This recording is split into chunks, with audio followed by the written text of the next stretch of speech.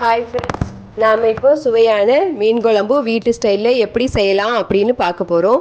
அதுக்கு தேவையான பொருட்கள்: சின்ன வெங்காயம் 50 கிராம், பூண்டு 10 பல், மிளகாய் 4, தக்காளி 50 கிராம், புளி 50 கிராம். 50 கிராம் புளியை ஒரு பாத்திரத்தில் தண்ணீர் ஊற்றி உப்பு போட்டு ஊற வைக்க வேண்டும். அடுத்து தேங்காய் அரை மூடி திருவி அதனுடன் மஞ்சள், மீன் குழம்பு மசாலா போட்டு தண்ணீர் ஊற்றி ஃபைன் பேஸ்டாக அரைத்து வைத்து கொள்ள வேண்டும். வெந்தயம் சிறிதளவு சேர்த்து கொள்ள வேண்டும்.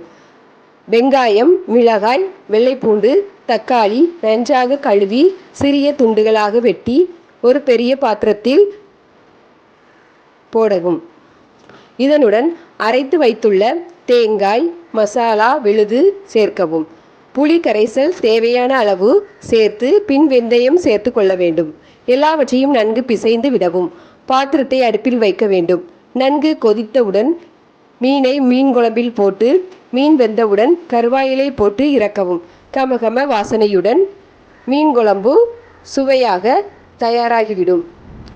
நன்றி.